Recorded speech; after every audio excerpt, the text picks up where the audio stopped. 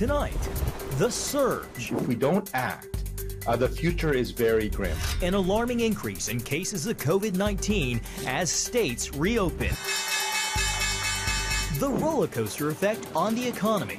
And the president speaks out on the killing of George Floyd. More than 8 minutes of horror. That's 8 minutes really of horror. It's a disgrace. And floats major policy changes. We are going to do lots of, I think, good things. Plus, he put Ziploc handcuffs on my hand. A Florida pastor arrested after a peaceful protest. And ahead of Flag Day. And then she took a piece of cloth, folded it, and with a snip came out a 5-pointed star. The story of Old Glory. All this and more tonight on Faith Nation.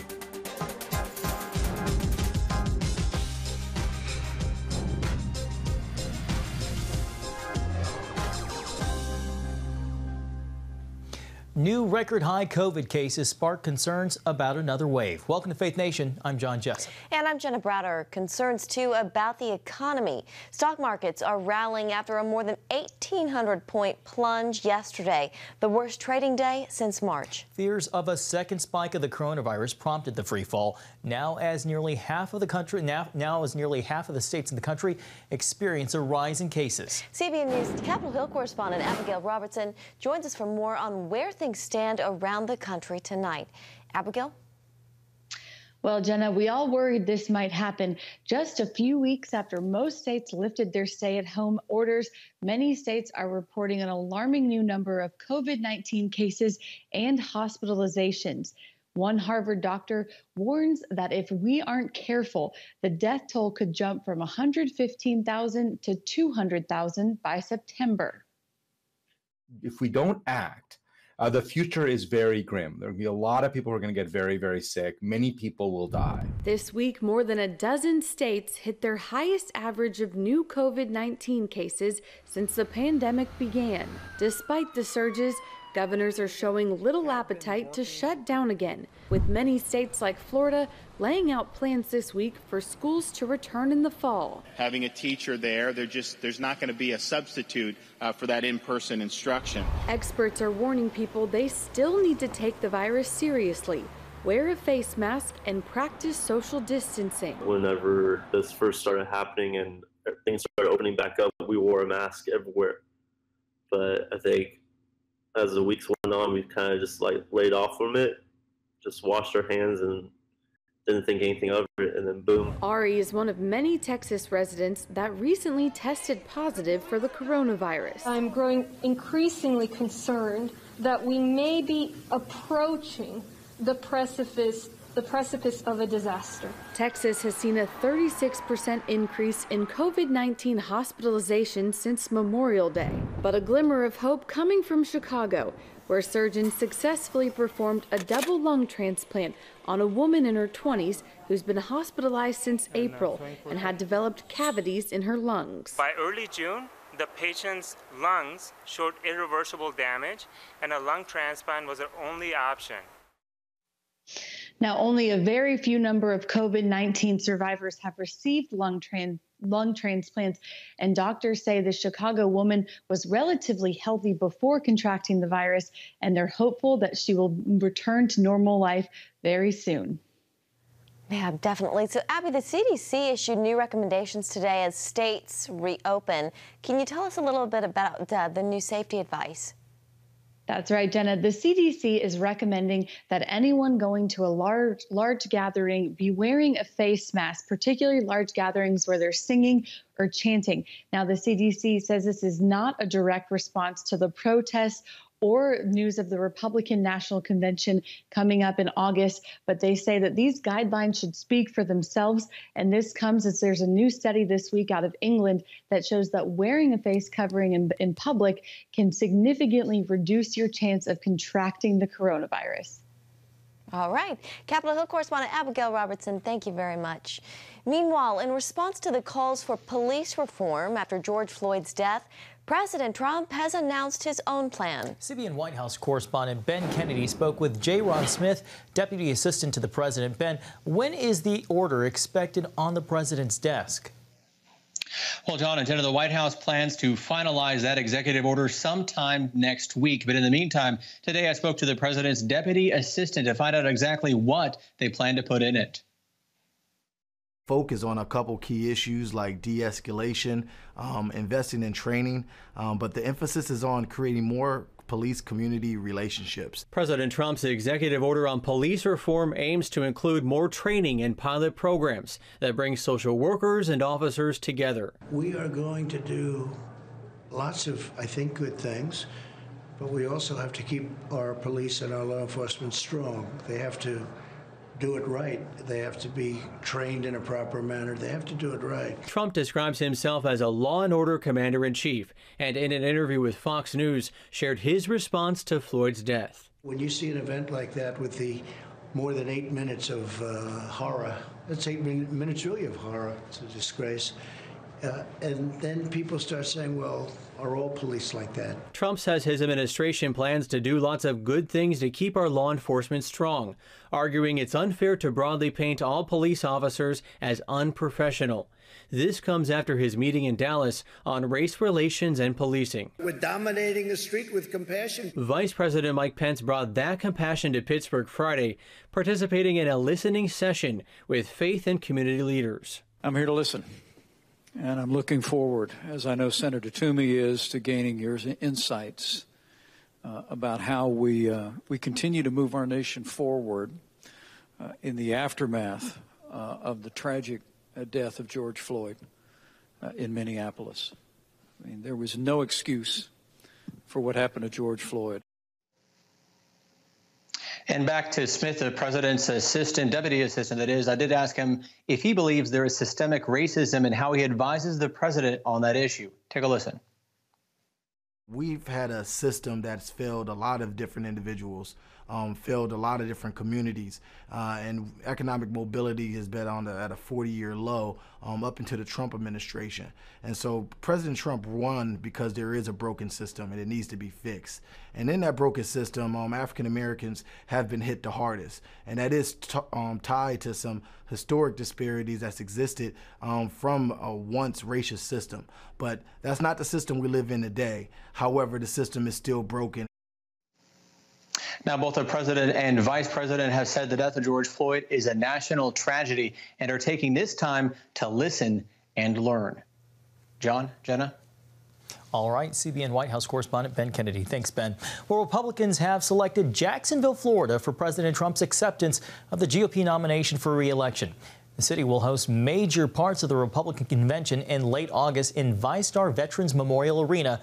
Jacksonville is one of the most populated areas of Florida. Yeah, President Trump and the GOP pulled out of the original location in Charlotte, North Carolina, after failing to reach an agreement with the governor over the president's demand to hold the convention without social distancing measures.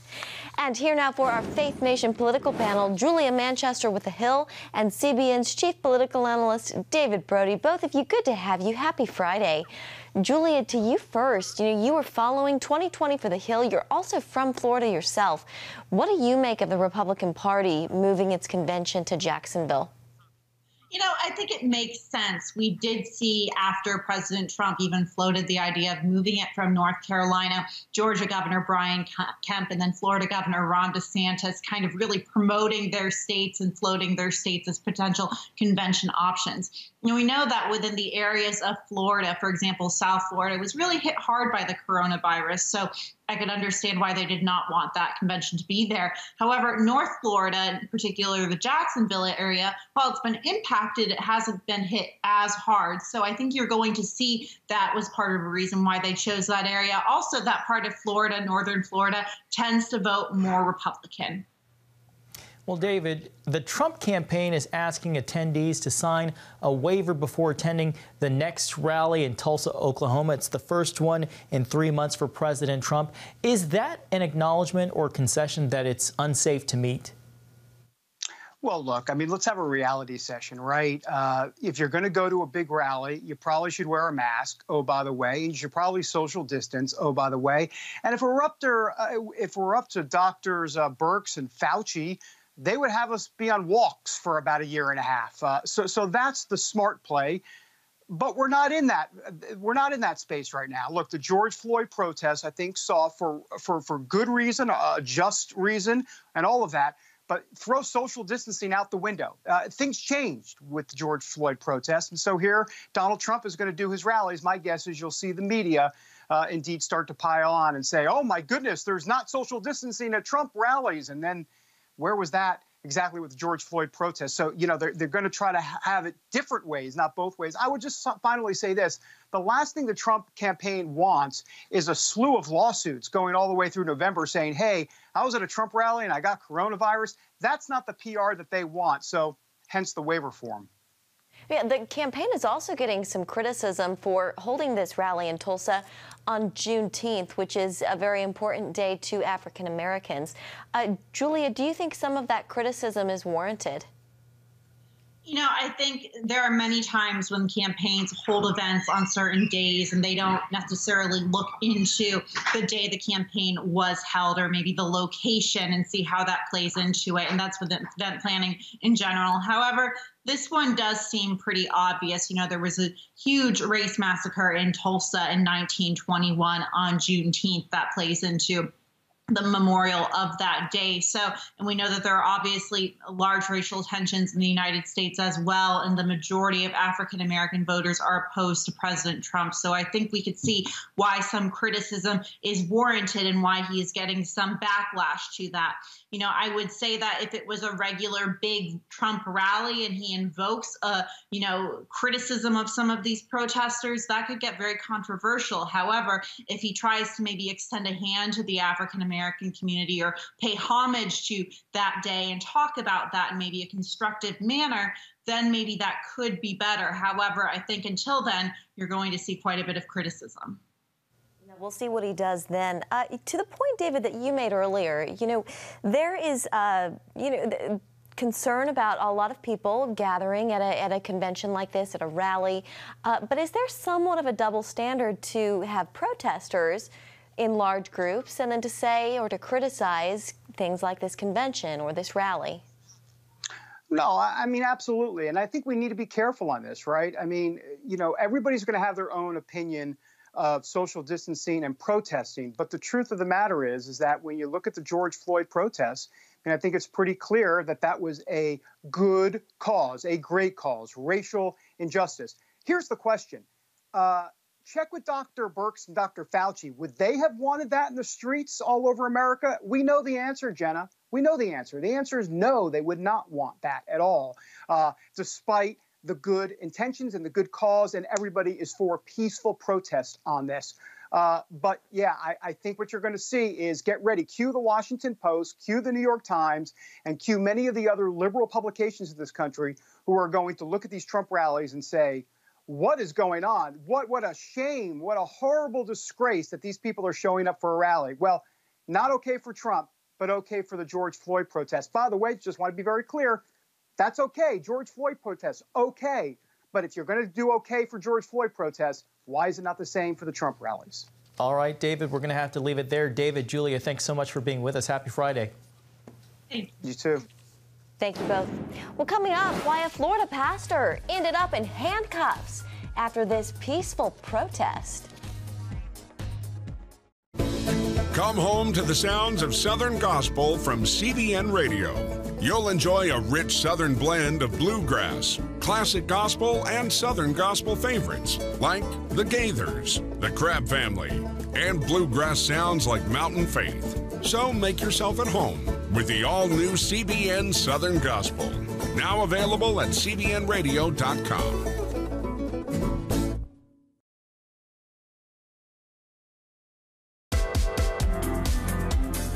Meet the pastors who are preaching the gospel in a fresh, fearless way.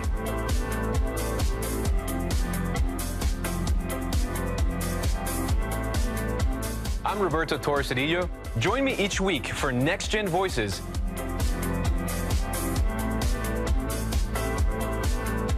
and watch God transform a generation.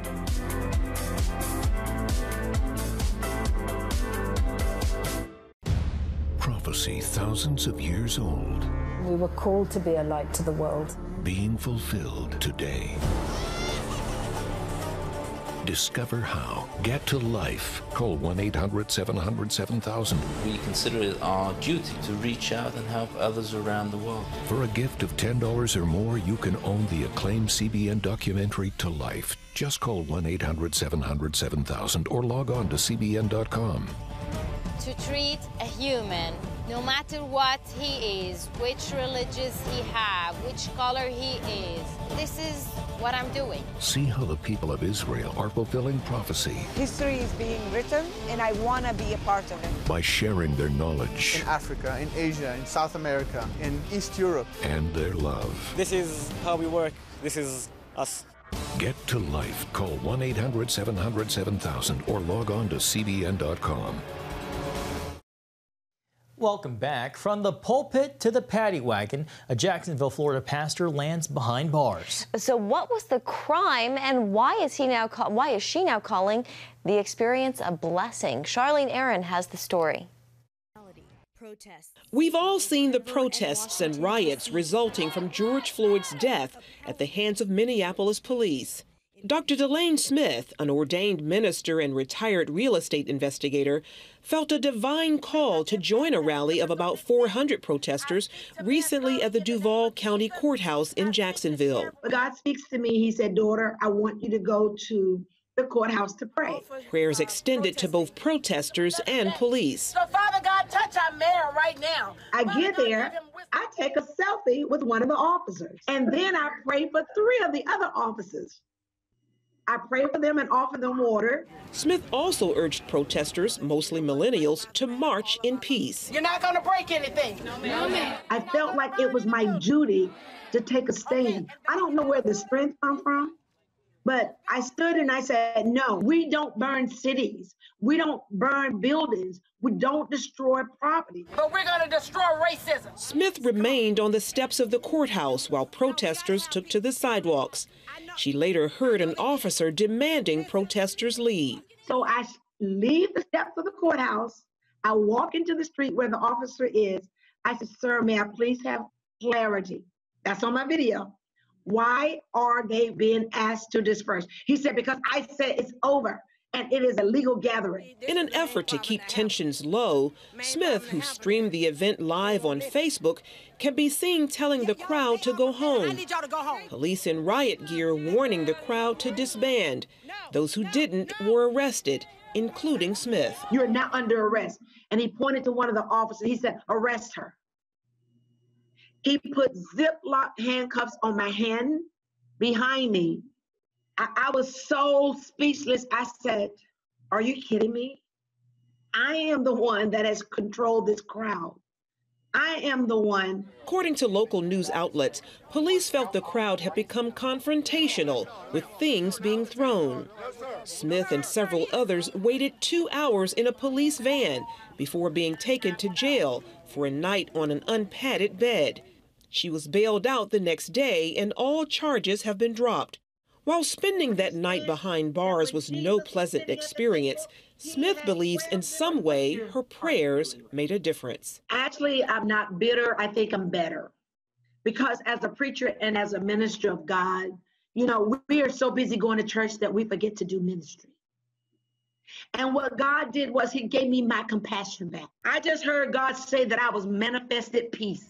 I am so grateful that God chose to use me. I declare a spirit of peace. Charlene Aaron, CBN News. Thank you, Charlene.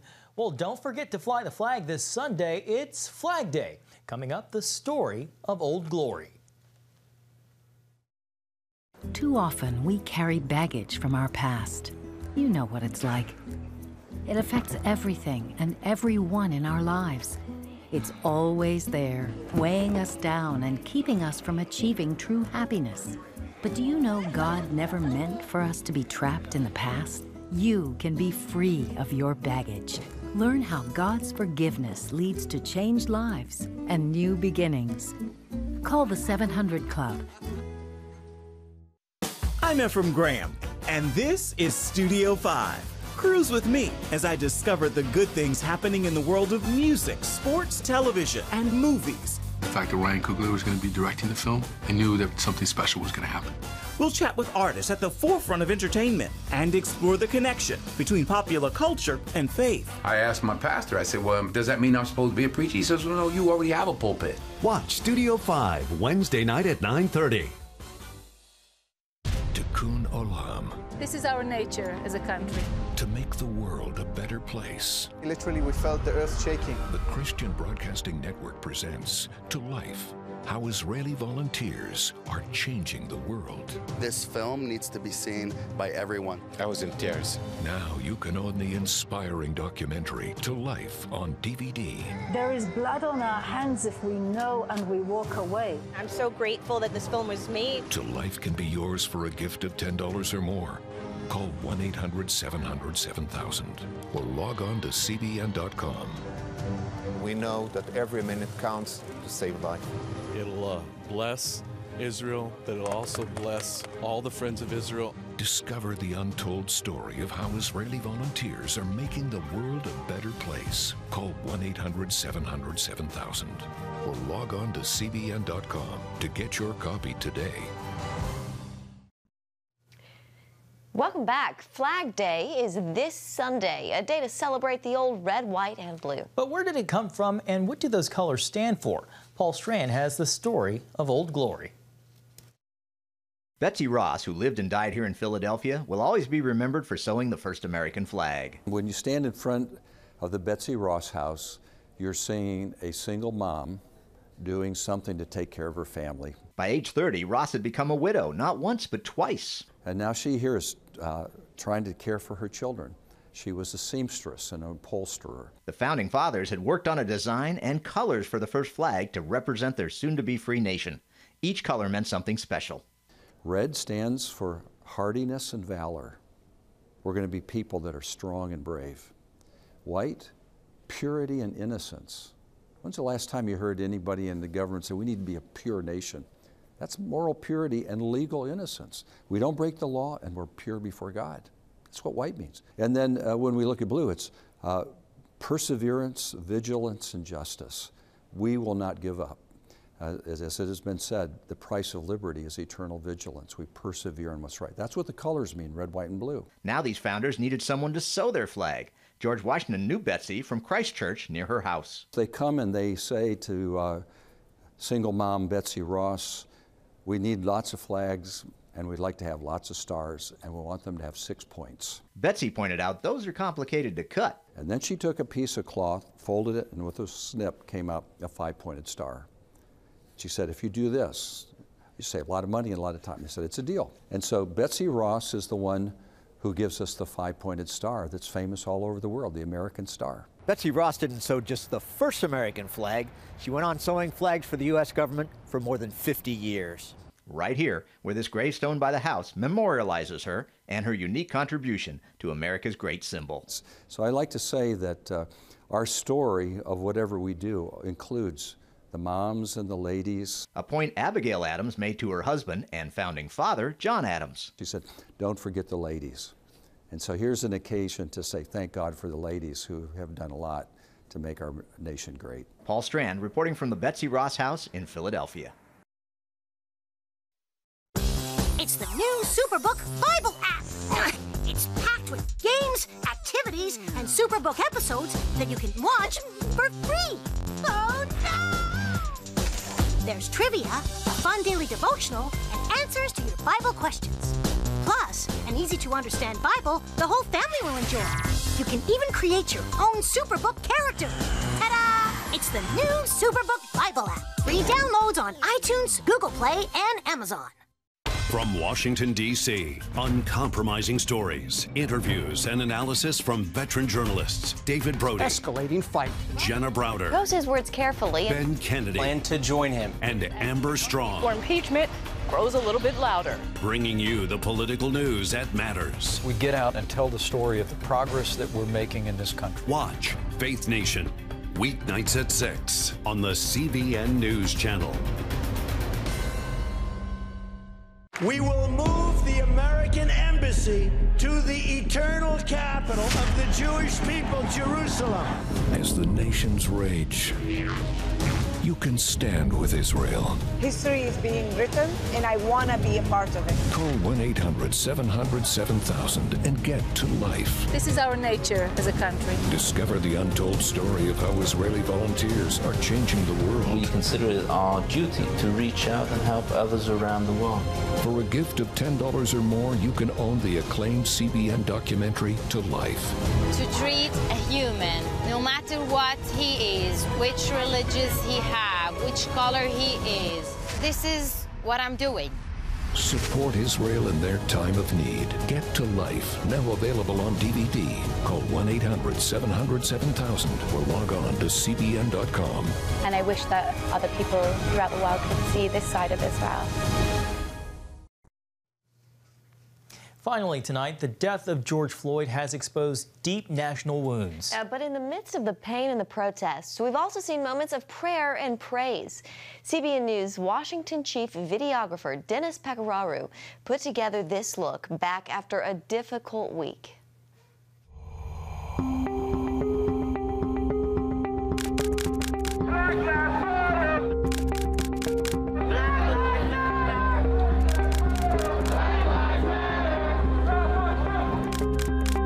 George's last words was, "I can't breathe," with a knee on his neck. Father God, all the people that are here, frustration, anger, negativity, cynicism, God. I've been there, Lord. I've been there this week, Lord. But I understand, Father God, that you reign supreme. So I have hope in you. We ask, Father God, in the mighty name of Jesus, that the people are watching. They kneel down too. Because we know, at the name of Jesus, every knee shall bow. And every tongue shall confess that Jesus is Lord. Oh God, I'm not afraid anymore. I'm not afraid of a policeman. I'm not afraid of systematic oppression. I'm not afraid of racism. Because I'm free indeed.